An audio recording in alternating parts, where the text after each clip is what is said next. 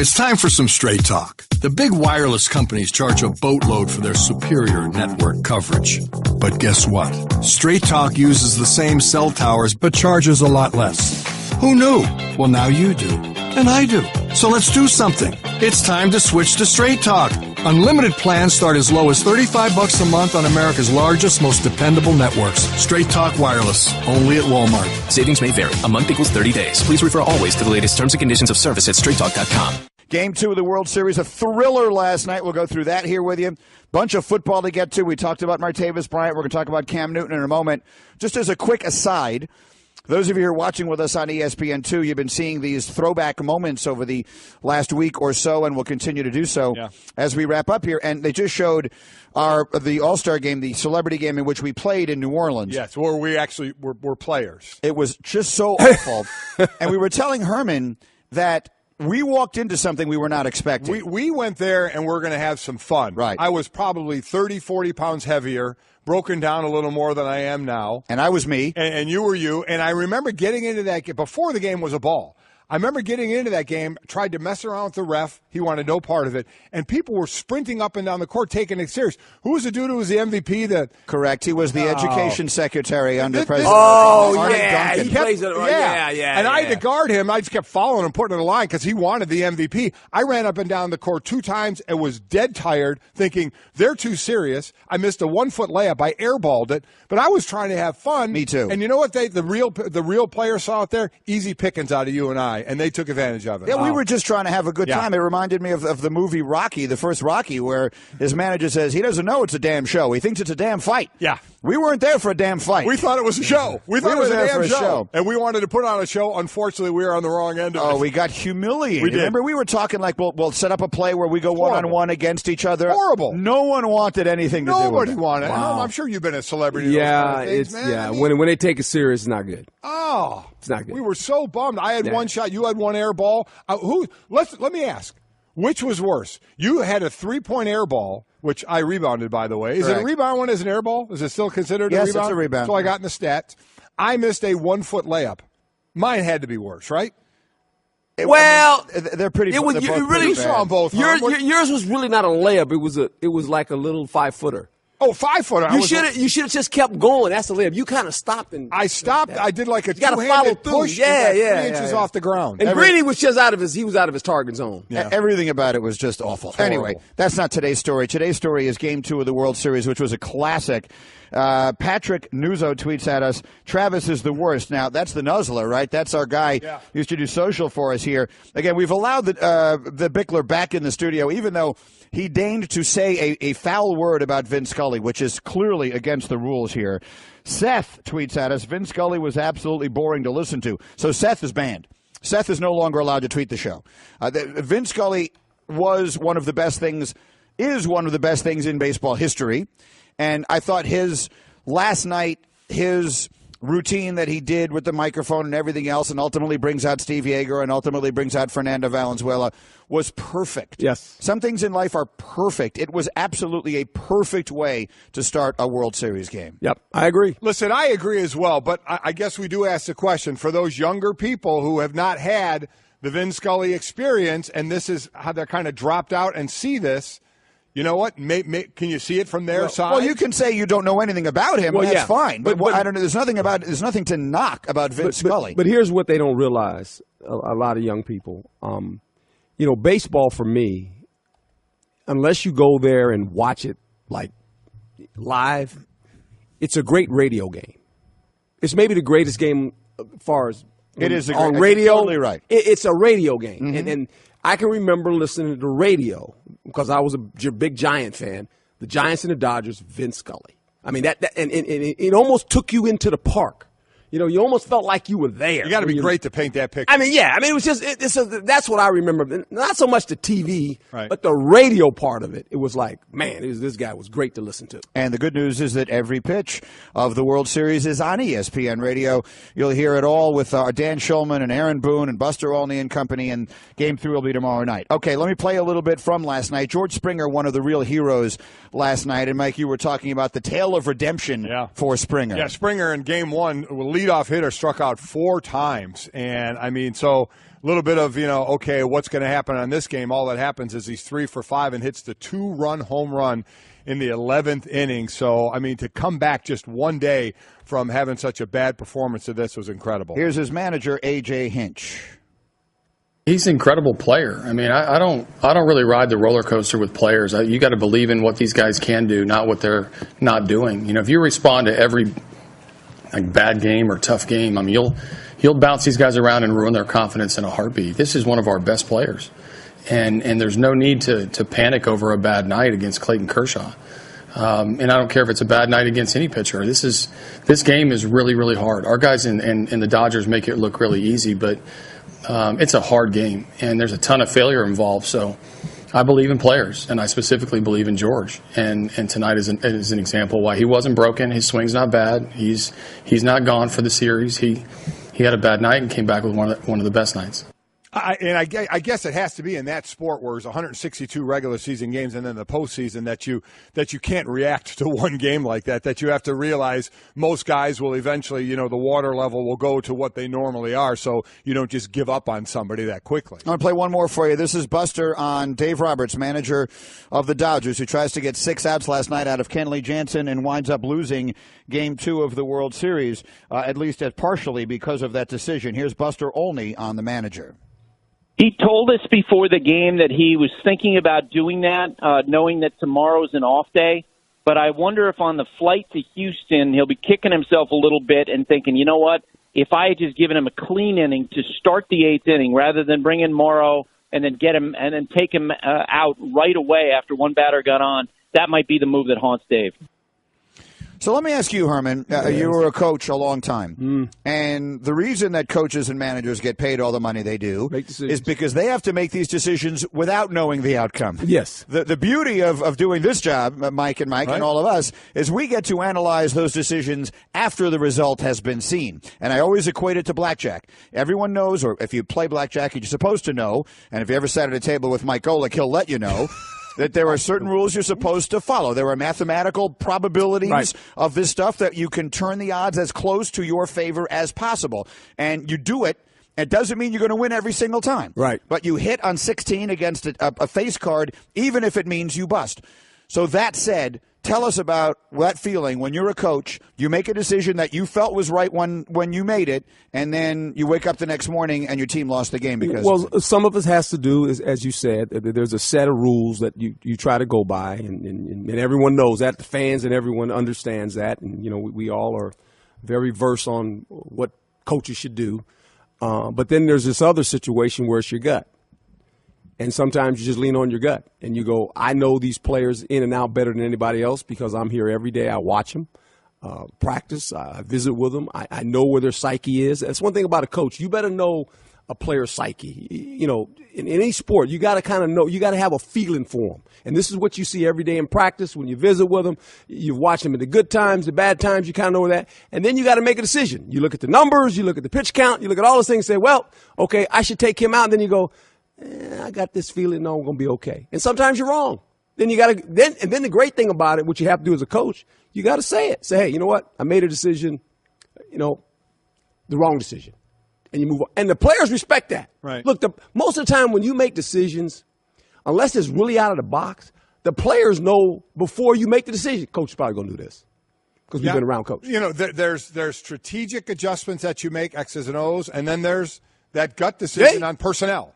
And that's the one that we're talking about there. Quite honestly, I ask it about Rich Hill, of why he only won 4 innings, throwing 60 pitches and having success in the regular season third time through. I really can't wait to talk to Buck Showalter about it, where you have a plan, and everybody seemed to know that plan, that he was going to, if he could win 4, and that would be it. But it's like, oh, he won 4 and throwing pretty well. Yeah.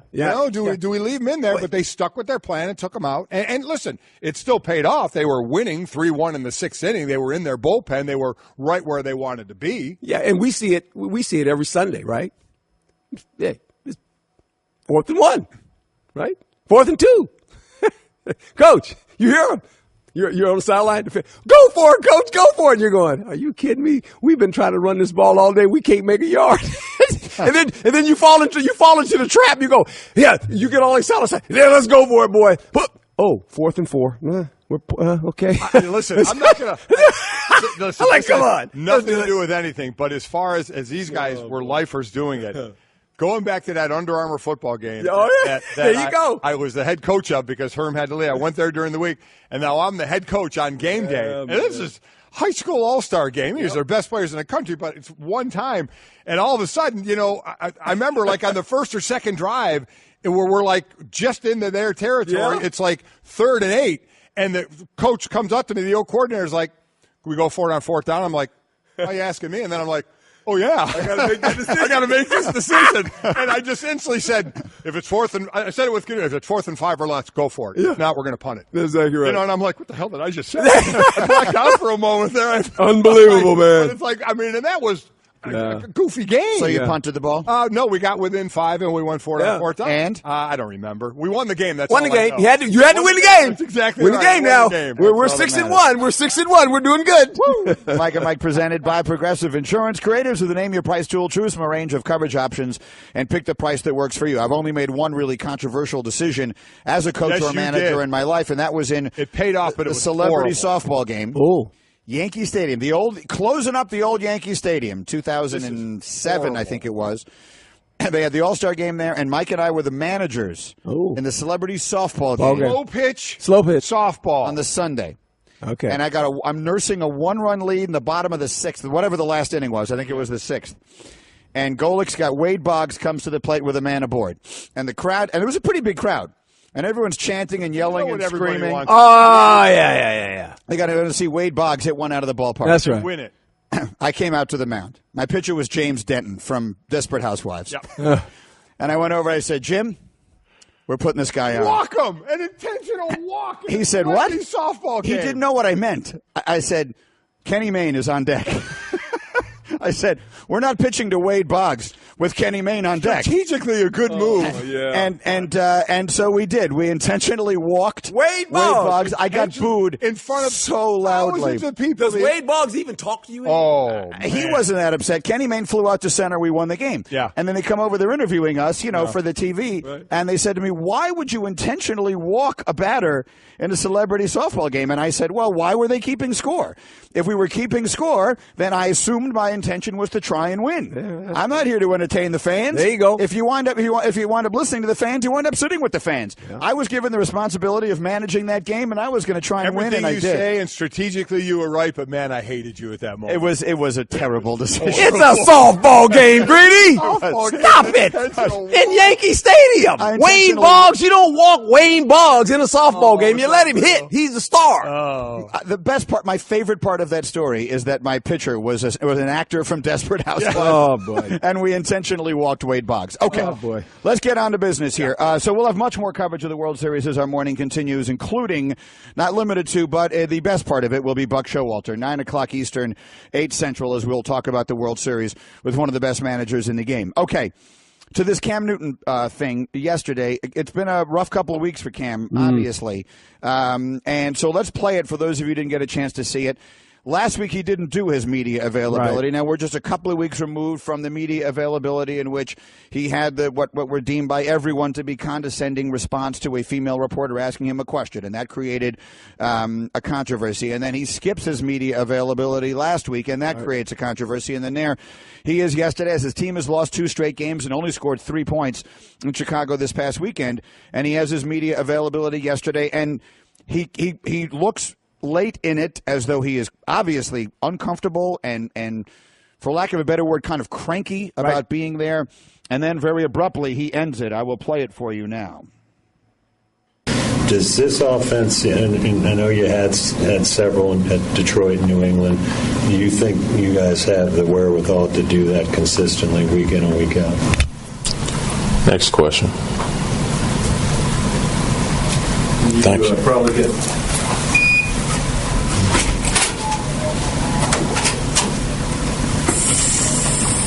And before that, he was asked a question about Christian McCaffrey and getting involved in the offense, and he started giving a cranky, oh, my God, I can't believe you asked that or I'm answering that question. He actually stopped, and he just said, wait a minute. And he kind of took a breath. Right. And then he went to the Christian McCaffrey. You don't want him on the sideline. He can make plays for you. He gave the answer. Right. You know, a lot of these are standard answers. Yes. You get it. Right. But he almost went, there kind of cranked himself out of that one, but he brought it back. But then that one next question walked off, and just he's his own worst enemy right now. And I don't get it. Let me just paint the picture for those of you listening on the radio.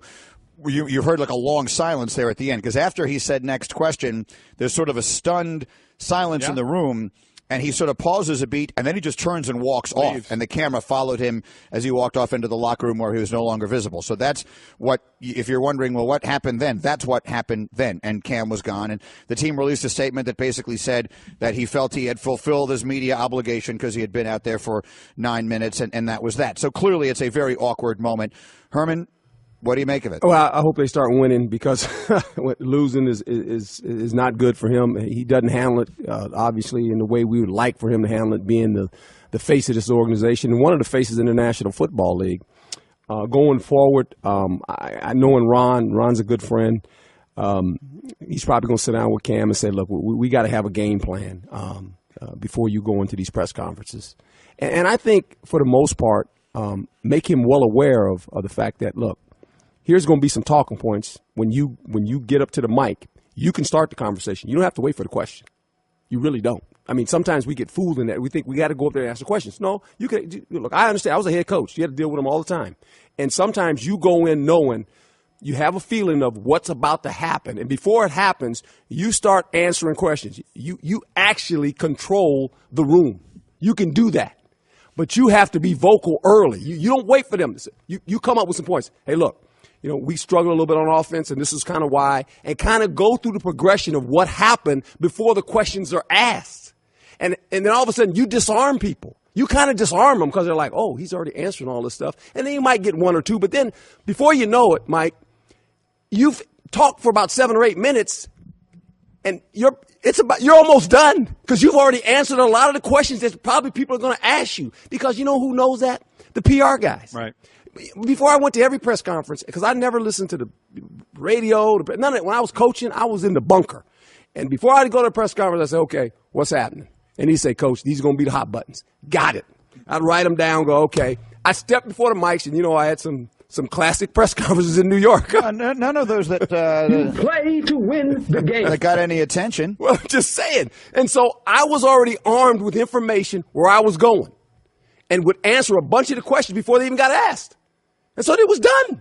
And then you get a few other ones, and I go, okay, and I'd answer, and I'd be done. See you later. So is that the end? Because while you and I played the same game, I played the same game as Cam Newton. I can't put myself in your guys' position because as a head coach, you were every time there had to be in the media, you're there. Cam Newton as one of the stars in the league and the star on that team, the quarterback, every time he has to be out there. Yes. So is that the lesson here? Because I mean, people are questioning his leadership abilities, and that's the everything problem that goes with it. Is he opens himself up to a lot of criticism because of this, and we know he doesn't seem to handle the criticism well. So, is that what you're saying? Is this the way he has to go? Yeah. If I was the head coach, that's the conversation I would have with Cam, with the PR guy in Cam. So this is how we got to go forward now. We have to do this. And remember, these players are all about building their brand. You don't always build your brand when you win. It's moments like this, how you handle it. People want to see that too. They're like, okay, he handled this pretty good. These guys are about. He's a brand guy. We get that. And so, how do you handle defeat? Well, you handle it gracefully. I mean, you don't have to. No one likes it. No, you're. But it's just the way you go about it. Those people have an obligation to do a job. The media, and I've always said this as a head coach. I have an obligation to obviously give them information. Whether they take it or not, whether they believe it or not, whether they twist it, that's on them. But it's information you want to give. I'm going to give it to them, okay? Because I've always said this. When you're a coach and a player, you're trying to teach the people, the audience that listen to you speak, you're trying to teach them the game of football and see it through your eyes. Because everyone sees the game different. Right? I mean, they see it different. The player sees it different. Right. The fan sees it different. We all have this different vision of what we just witnessed. A lot of times we see things, but why did it happen? Right. And I always felt like my job is to explain why. I know you got to go to Sports Center real quick. What's the closest? You ever walk out of a presser? No. And if not, what's the closest you ever got to walk out? That one there. Ready to win was it that one? Yeah, but that one there was on a Tuesday when we had just gotten to 2-5. And Judy Batista, I love her. She was sitting in the front row, and there was, and what are you guys going to do? And she kind of posed the question of basically, are this team going to, tap out? And I felt it, and I knew it, and I go, okay. And I knew the players were off. And I'm going, I'm going to send a message. And, when you say it, you just kind of say it, and you don't never know what it's going to, you never know how it's going to turn out, right? You never, so the next day, so I go home that night, it's like 1 o'clock in the morning. I go home, and it's Tuesday, and a light comes on. My wife gets up. She says, what did you do today? And I went, because after that, you just go in the bunker. You start watching tape, man. You're just going, And she says, what did you do? I said, what are you talking about, honey? I just need to go to bed for like 3 hours before I got to go back. She says, no. It was all over. They've been talking about all that. I said, honey, what are you talking about? Then she looks at me. She said, hello? And I went, oh, that one. Yeah. She said, yeah, that one. And I tell you what, many people don't remember that you wound up making a move to Chad Pennington. Yes. And you guys went out to San Diego and beat them, and you wound up making the playoffs that year. And won the division. You won the division, came back, you beat Green Bay in the last game of the season to win the division and make the playoffs that year. And then, was that the year you beat Indianapolis like 41-0? 41-0. And they should have beat Oakland the next week, too, but that's a different story. Yep, I tell you what, you never know. All right, well done. Hurt, we got to let Herman go over to do sports. You're the best, Herman. Thank you so much, as always. I just saved hundreds of dollars by switching to Geico. I'm so happy, I feel like I can fly. Disclaimer, you will not be able to fly by switching to Geico. This is against the laws of physics and nature. If you find yourself flying, please seek professional and or medical help immediately. In the unlikely event you find yourself flying, you might be a superhero, or a pigeon, or a superhero named Pidgewoman, who was bitten by a radioactive pigeon. If you are indeed Pidgewoman, Geico retains all licensing publishing rights in the event Pidgewoman the movie becomes a top-grossing Hollywood blockbuster. Geico. 15 minutes could save you 15% or more. All right, I'm looking at a bunch of different tweets here on a bunch of different topics. Chris, he may have me in a moment of hypocrisy. He tweets at us because in the same conversation, not together, but in the same segment of our show here this hour, we talked about the celebrity basketball game in which we played and we were terrible, and the celebrity softball game in which we managed, and I intentionally walked Wade Boggs. Right. And Chris may have me. He tweets, Greeny, so you walk Boggs to try to win the celebrity softball game, but you were upset because you thought the basketball game was too competitive. Does he have me, or do I have an out here?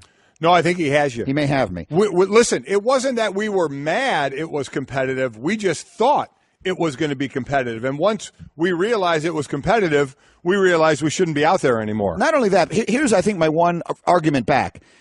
I would not have walked Wade Boggs in the third inning. There were 2 outs in the last inning. It was time to win. You and I weren't on the floor at winning time of that Celebrity All-Star game. So I thought there would have been. I mean, Kevin Hart is playing in the game. He's funny. I thought we were there to try and inject some humor and personality. It wasn't what we thought it was going to be, but I also thought you weren't going to intentionally walk one of the great hitters of all time in front of thousands of fans at Yankee Stadium in a celebrity softball slow pitch game. That was classic.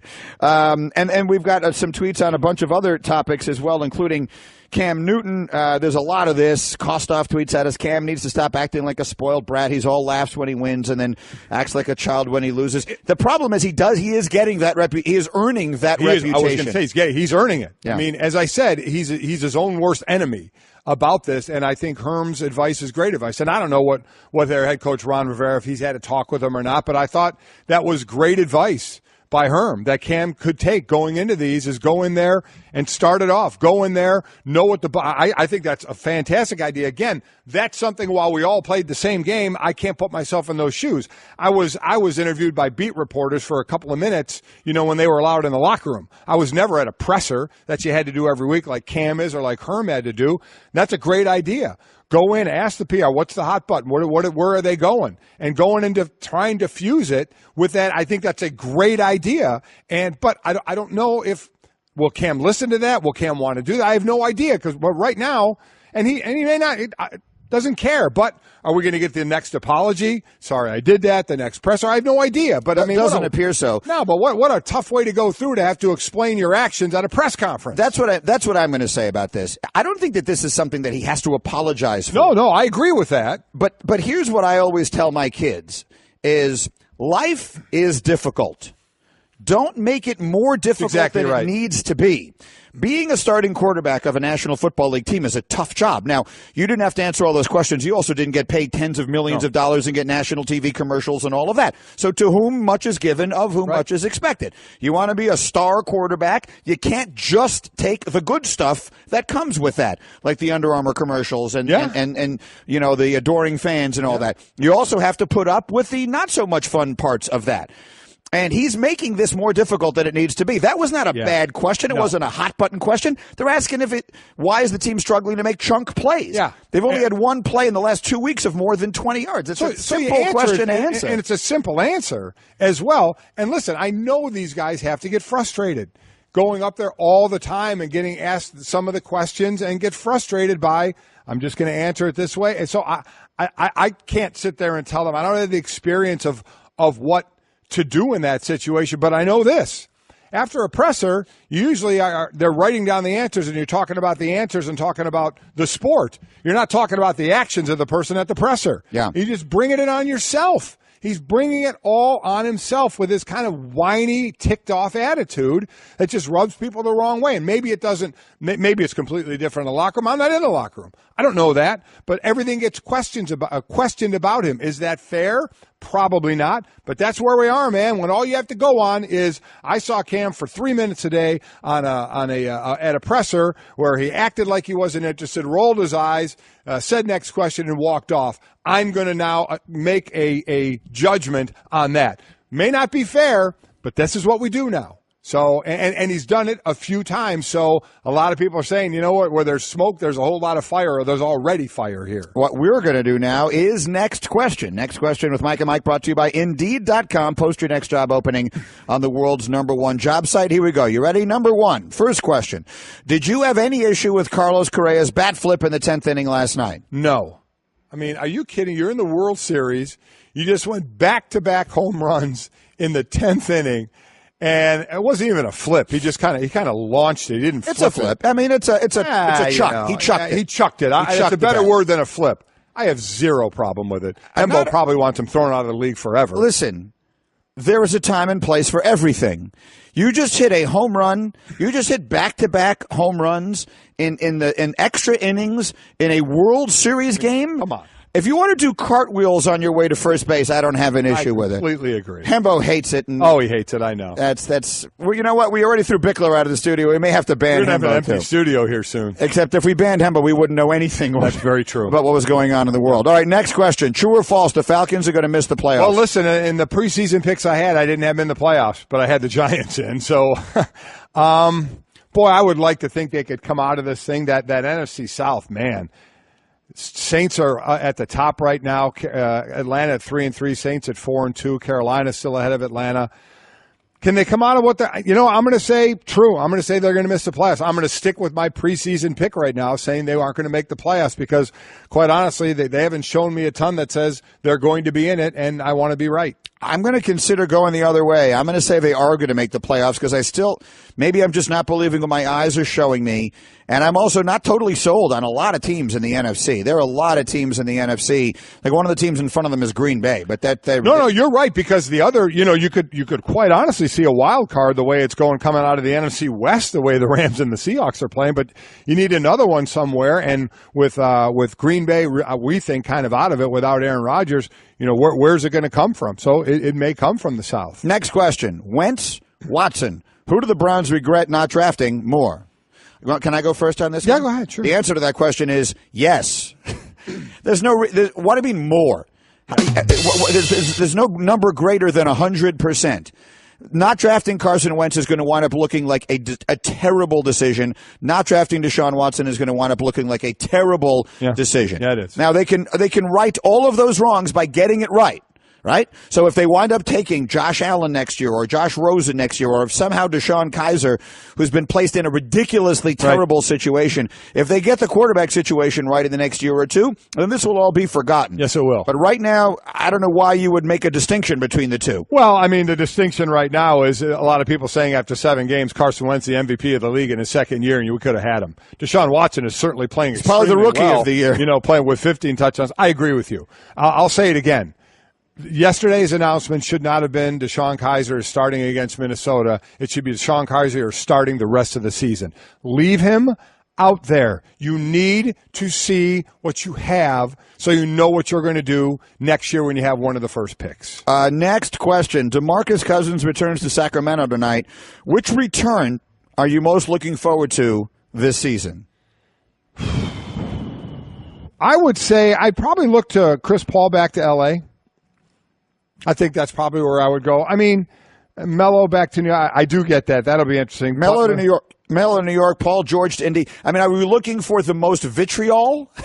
I don't think Carmelo's going to get booed going back to New York. I don't either. I don't think Jimmy Butler, I'm not sure what's going to happen with Butler, but he didn't force his way angrily out of town. Paul George said, I'm not going to be here, so you might want to get rid of me now. So, that's the one. For that reason, that's the one I'm looking forward to the most. I'll go with Chris Paul. Obviously, Gordon Hayward's return to Utah, which was going to be a very interesting one to watch, isn't going to happen. 538.com put together their model of the teams that have the best chance of winding up in the college football playoff. And, of course, this is an impossibility because you never know who's going to beat who, and no one would have projected into their model Clemson losing to Syracuse and a lot of other things like that. But what we have both said on this show repeatedly over the last couple of days, even going back to last week, was if Notre Dame wins out, they're going to get in.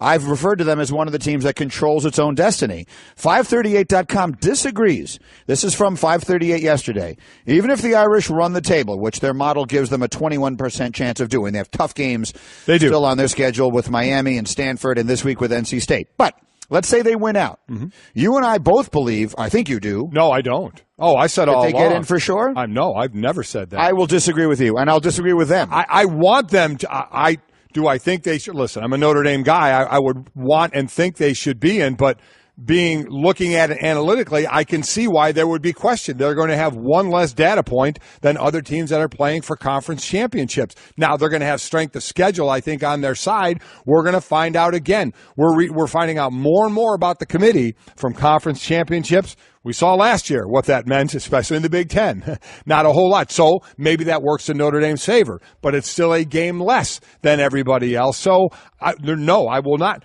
Do I think they should? Yes. But do I think it'll absolutely happen if they run the table? No. I will disagree with you for two reasons. The lesser reason is their loss is a 1-point loss on the road to Georgia. Right. Excuse me, that game was in South Bend. My bad. But still, to a Georgia team that, in a perfect world, puts together the kind of season it looks like they're going to. If they lose a close game to Alabama and that's their only loss, they still wind up one of the best teams in the country. Mm-hmm. So that's number one. But number two, and the more significant reason, even though this isn't supposed to matter, it does. They're Notre Dame. They've never been in this thing before. They've not been in this format of the college football playoff. Right. And you cannot tell me it doesn't make any difference. I don't believe it. I understand what you're saying. It's not supposed to make any difference. I get what you're saying. You can't tell me it didn't make at least a little bit of a difference that Ohio State got in instead of TCU and Baylor that first year. You can't tell me it doesn't make at least a little bit of a difference that these teams have these blue blood, marquee, big-name programs. I'm not talking about anyone doing anything nefarious. I'm saying I think we are just conditioned to think a certain way. So it would be, and forget the Pac-12. They're out. I don't think they're going to be in this even with a one-loss conference champ. Let's take TCU. And a lot of the first rankings will be out next week. And if everybody in the top 10 wins, it'll just be the order that they're in. Everybody in the top 10 can't win because Penn State's playing Ohio State. Penn State's playing Ohio State. Okay. So let's take the other undefeated. It's Bama. Where is Notre Dame right now? They're number 9. Okay. Bama, you're right. Penn State, they cannot be an undefeated after this. Either way, my point is, if you get to TCU, a one-loss Big 12 conference champ, Clemson. What's their loss? I mean, what I need to know is who's their loss. I don't know. Either way, it's going to come after Notre Dame's loss because Notre Dame already had their loss. Go ahead. Conference champ, TCU. Clemson, one-loss conference champ. Alabama, undefeated SEC champ, beating an undefeated Georgia team 21-20. Well, now Georgia, his only loss is a better loss than Notre Dame's loss, which was to them. And that's their only loss. And it comes in the last game, but it comes to the number one team in the country by 1 point. 2017, 2019, same score Notre Dame lost to Georgia by. Look, can I just quickly tell you that 538 is giving both Washington and Washington State a better chance to get in if they win out. We're ruling out the Pac-12. 538 isn't. Okay, Once again, I disagree with them. I'm ruling out. And I think that a lot of biases come into this. And I don't mean this to cast aspersion on the credibility or the gravitas of the people in that room, but I think there are some things that are just part of the human condition. And I think that Notre Dame being Notre Dame will make a difference. I really do. I just gave you that scenario. Who gets left out? Notre Dame stays in. TCU, in that scenario, I think Georgia gets left out. You think Georgia gets left out? Yes. How hard would you scream that one? They lost their last game. How hard did we scream about Penn State last year? They beat Ohio State and won the conference. Why does it matter when you lost your last game? See, that's what I can't stand. Why does it matter you lost your last game? They lost one game to an undefeated number one team in the country. I'm arguing against Notre Dame here, but I'm talking logic. I don't care when they lost. I know it looks better to lose early and you can make up for it, but because they lost their last game, you're going to hold that against them even though it would be a 1-point loss to the undefeated number one team in the country? I'm not telling you what I think should happen. I'm telling you what I think would happen. Let me pause on this because we got to go to a new hour here and then we'll continue to discuss it.